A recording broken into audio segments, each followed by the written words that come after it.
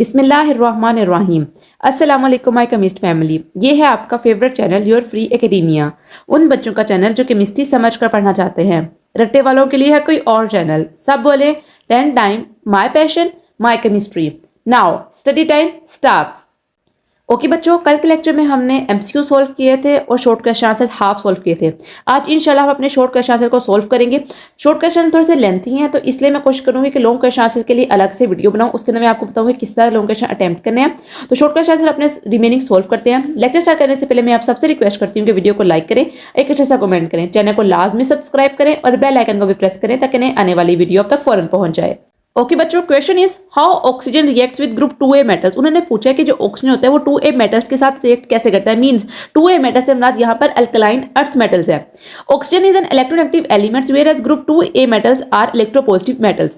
Group 2A metals lose 2 electrons while oxygen gains 2 electrons to form their oxide O2-.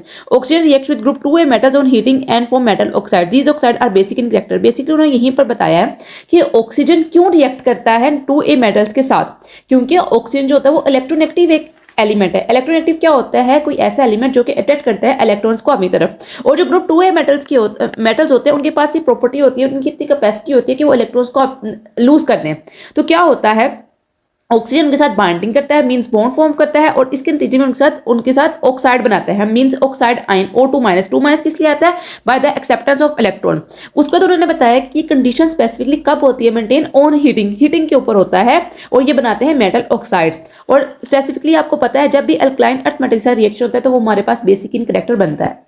Okay बच्चों, next question is what is relationship between electropositivity and ionization energy. Electropositivity क्या होती है? Basically बच्चों electrons को loose करना, जबकि ionization energy क्या होती है कि एनर्जी हमने खुद प्रोवाइड करनी है, किसके लिए? इलेक्ट्रॉन्स को बाहर निकालने के लिए। तो उन्होंने पूछा इसका रिलेशन क्या है। तो मैंने जब आपको लेक्चर दिए थी मेटल्स के बारे में तो मैंने आपको इनके रिलेशन बताए थे कि एक प्रॉपर्टी का दूसरी प्रॉपर्टी के साथ क्या रिलेशन है। तो आप डिस्क्रिप्शन में लिंक है, वो वीडियो लाजमन देखो।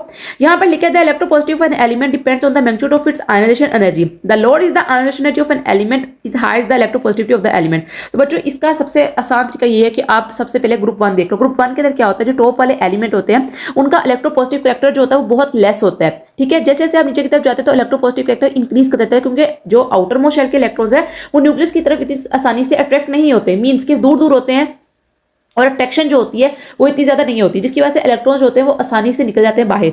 इसकी वजह से क्या होता है कि उनकी आयनाइजेशन एनर्जी की वैल्यू क्या होती है? लो होती है, जबकि इलेक्ट्रोपॉजिटिव कैरेक्टर जो होता है वो ज्यादा होता है। Next question is why electropositivity decrease from left to right in a period. उन्होंने पूछा कि इलेक्ट्रोपॉजिटिविटी जो होती है वो डिक्रीज क्यों करती है अगर आप मूव करो left to right in period. तो बच्चों इसका आंसर है the electropositivity decrease from left to right in a period. This is because atom decrease due to increase in nuclear charge. यहाँ पर उन्होंने बताया कि जो एटम का साइज होता है वो डिक्रीज करता है न्यूक्लियर चार्ज इंक्रीज की वजह से। न्यूक्लियर चार्ज क्या होता है कि न्यूक्लियस की अट्रैक्शन होती है आउटर मोस्ट इलेक्ट्रॉन की तरफ, मींस कि वो कितनी आसानी से इलेक्ट्रॉन्स को अपनी तरफ खींचता है। जाहिर बात है जब एटॉमिक साइज होगा वो डिक्रीज कर रहा होगा क्योंकि एटॉमिक नंबर इंक्रीज कर रहा है।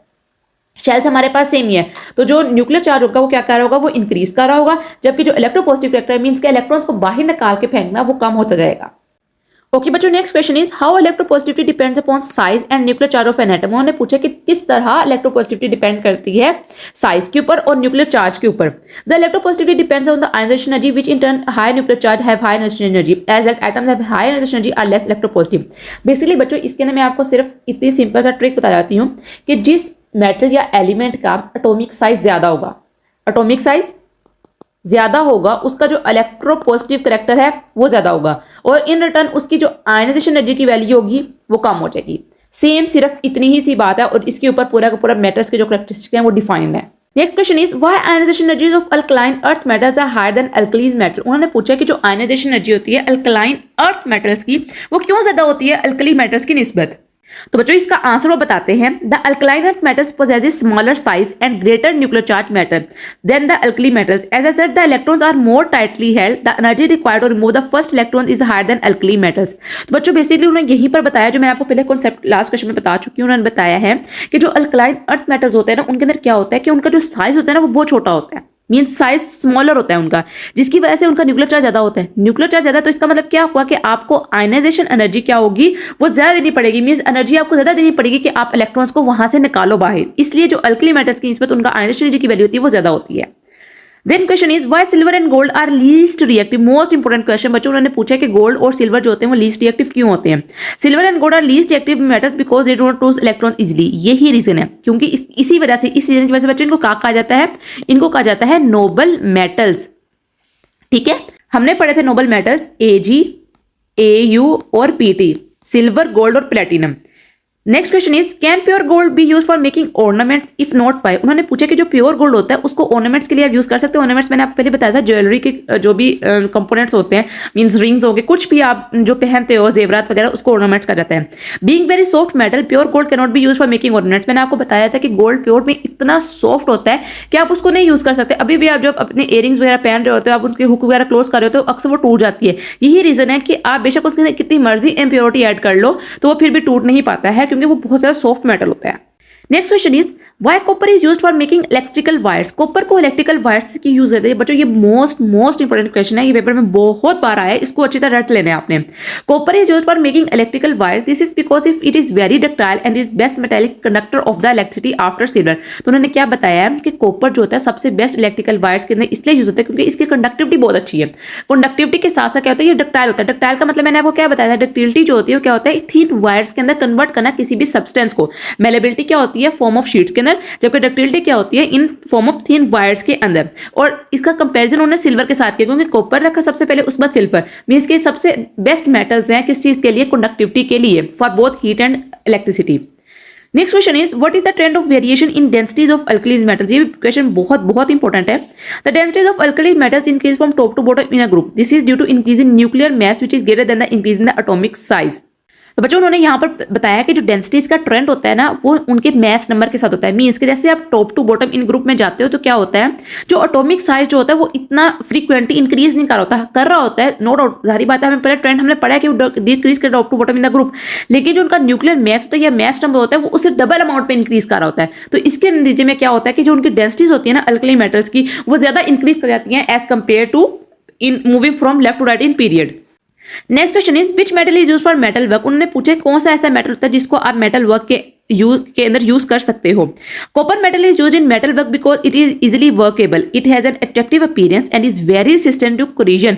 It is also used in plumbing, roofing and other building operation. उन्होंने बताया कि आप कौन सा ऐसा मेटल है जिसको आप यूज कर सकते हो मेटल वर्क के लिए, मीन मेटेलिंग के लिए। तो बच्चों उन्होंने यहाँ पर आप कॉपर मेटल की यहाँ पर सारी प्रॉपर्टीज बताई हैं, अच्छी प्रॉपर्टीज। जारी बात है, हमने वो एक ऐसा मेटल देखना है जो शाइनी भी हो, उसकी लस्ट्रस अपीयरेंस हो, ठीक है, सबसे पहली बात, उसका मेल्टिंग पॉइंट, बॉइलिंग पॉइंट अच्छा हो, ये बात अच्छी है। उसके अलावा वो रस्टिंग ना करता हो, रस्टिंग के अलावा उसके कितने यूजेज है, मींस के एज कंपेयर टू आप सिल्वर के साथ इसका कॉम्बिनेशन, इसका डिफरेंस चेक करो तो कॉपर के अंदर ज्यादा प्रॉपर्टीज होती हैं एज कंपेयर टू सिल्वर। तो अपनी अपीयरेंस की वजह से, उसके अलावा मोस्ट इंपोर्टेंट अपनी कोरोजन प्रॉपर्टी की वजह से, मींस के कोरोड नहीं होता जल्दी, ठीक है, इसकी इस प्रॉपर्टी की वजह से हम इसको यूज करते हैं बहुत सारे फंक्शन के लिए अपने डेली लाइफ के अंदर। ओके बच्चों, next question is why magnesium is harder than sodium. उन्होंने पूछा है मैग्नीशियम जो होता है वो सोडियम से हार्डर क्यों होता है। तो बच्चों इसका आंसर सेम उनके इलेक्ट्रॉन्स के जो प्रेजेंस है उसी के अंदर हिडन है। Magnesium is harder than sodium because metallic bonding in magnesium is stronger than sodium. Magnesium involves 2 valence electrons in the metallic bonding as compare to sodium which involves only 1 valence electrons in their outermost shell. तो बच्चों क्या इसका reason है, मैंने अभी बताया है कि मैग्नीशियम के अंदर आउटरमोस्ट शेल में आप इसके इलेक्ट्रॉनिक कॉन्फ़िगरेशन देखो तो 12 आता है, 282, जबकि सोडियम की क्या होती है 281। इसके अंदर सिर्फ और सिर्फ 1 इलेक्ट्रॉन इन्वॉल्व है किसके अंदर, मेटालिक बॉन्डिंग के अंदर, जबकि इसके अंदर 2 इलेक्ट्रॉन्स इन्वॉल्व है मेटालिक बॉन्डिंग के अंदर। तो सारी बात है, जितने इलेक्ट्रॉन ज्यादा इन्वॉल्व होते जाएंगे मेटालिक बॉन्डिंग उतनी ही ज्यादा होती जाएगी, और जो सॉलिडिटी है मींस के जो आपकी हार्डनेस है वो ज्यादा इंक्रीज करती जाएगी। इसी रीजन की वजह से सोडियम और पोटेशियम को आप कट कर सकते हो नाइफ के साथ। Next question is why calcium is more electropositive than magnesium. Most important question. तो बच्चों क्या रीजन है, कैल्शियम ज्यादा इलेक्ट्रोपॉजिटिव होता है than magnesium due to its larger size and greater nuclear charge than magnesium, due to which calcium has lower ionization energy than magnesium, hence calcium is more electropositive than magnesium. अब आप इसको साथ साथ इसका भी समझ लो कि मैग्नीशियम आपके ग्रुप के ऊपर सबसे पहले होता है, उसके बाद कैल्शियम होता है। तो आपको पता है डाउन द ग्रुप जो होता है हमारे पास आयोनाइजेशन एनर्जी की वैल्यू क्या कर रही होती है, वो डिक्रीज कर रही होती है, जबकि इलेक्ट्रोपॉजिटिव फैक्टर इंक्रीज करता है। और क्यों इंक्रीज करता है, न्यूक्लियर चार्ज की वजह से, एटॉमिक साइज की वजह से। ये सारी प्रॉपर्टीज जो है, जब भी आपको किसी मेटल का कॉम्बिनेशन आ गया, मैं आपको यहाँ पर टिप बता रही हूँ, एक ट्रिक बता रही हूँ जो आपने हमेशा याद रखनी है बच्चों, इसको अपने मतलब कि अपने पल्लू से बांध लेना है। वो ये क्या है कि जब भी आपने मेटल्स का या फिर नॉन मेटल्स का आपस में डिफरेंस चेक करना हो, जब भी उन्होंने बता दिया कि एक मेटल है इससे ज़्यादा रिएक्टिव है, इससे कम रिएक्टिव है, या फिर ये सख्त है, ये हार्ड है, तो बेटे आपने सबसे पहले उसकी प्रॉपर्टीज देखनी है। जो मेटल्स की प्रॉपर्टीज है ना, वही सारी इसकी प्रॉपर्टीज उनके डिफरेंसेस के, क्योंकि दोनों तो मेटल है। आपने जनरल प्रॉपर्टीज देख लेनी है। मैंने आपको जनरल प्रॉपर्टीज पढ़ाई हुई हैं कैल्शियम और मैग्नीशियम की। मैंने आपको बताया है कि जनरल प्रॉपर्टीज मेटल्स की क्या होती हैं, क्यों उनका ट्रेंड कैसे होता है। आपने सिर्फ और सिर्फ उसका ट्रेंड याद रखना है अपने ज़हन के अंदर। जब उसका ट्रेंड आपको ज़हन में आ गया, आपको कोई मर्जी वो एलिमेंट उठा के देखें, कोई मर्जी मेटल दे दें, आप फटाफट उसको गेस कर लोगे क्या इसका रीजन है, क्या इसके अंदर चक्कर चल रहा है। Next question is why ionization energy of sodium is less than magnesium. जो आयनाइजेशन एनर्जी होती है सोडियम की, वो मैग्नीशियम से लेस क्यों होती है। Sodium has larger size and lower nuclear than magnesium, hence ionization energy of sodium is less than magnesium. Same उन्होंने बच्चों वही बात की है, सोडियम और मैग्नीशियम। आप देखो सोडियम की आयनाइजेशन होती है +496, जबकि मैग्नीशियम की होती है 738 किलोजूल पर मोल। अब यहाँ पर जो उन्होंने रीजन दिया ना, वो दी है लार्जर साइज की और लोअर न्यूक्लियर चार्ज की। आपको पता है जैसे आप अक्रॉस द पीरियड मूव कर रहे हो तो क्या हो रहा है, न्यूक्लियर चार्ज जो होता है बच्चों वो इंक्रीज करता है। न्यूक्लियर चार्ज इंक्रीज करता है, मींस इलेक्ट्रॉन्स की अट्रैक्शन होती है न्यूक्लियस की तरफ, वो इंक्रीज कर जाती है। लेकिन जो साइज होता है वो डिक्रीज करता है। सोडियम का साइज बड़ा होता है लेकिन इसका न्यूक्लियर चार्ज लेस होता है। यही दो प्रॉपर्टीज इन्फ्लुएंस करती हैं कि इसकी आयनाइजेशन एनर्जी की वैल्यू ज्यादा होती है than that of sodium. Next question is why the ionization of sodium is more than potassium. Same उन्होंने वही रीजन दिया है, sodium has smaller size than potassium as it has more ionization energy than that of potassium. Okay बच्चों, आज के लिए इतना ही। I hope so कि आपको इस लेक्चर की वीडियो अच्छी तरह समझ आई होगी।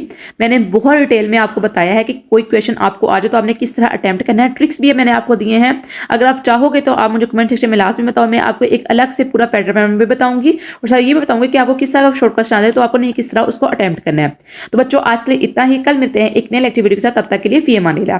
और इसके साथ बच्चों अगर आप चाहिए कि आप ये नोट्स चाहते हो जो मैंने खुद बनाए हुए हैं, ये स्लाइड्स वगैरह शूट के चांसेस की, तो आप मुझे कमेंट सेक्शन में बताओ। तो इसलिए मैं एक अलग से ग्रुप बना लूंगी व्हाट्सएप के ऊपर और वहां मैं आपको अपने सारे डॉक्यूमेंट्स वगैरह शेयर कर दूंगी। तो बच्चों कल के लिए फी अमान अल्लाह।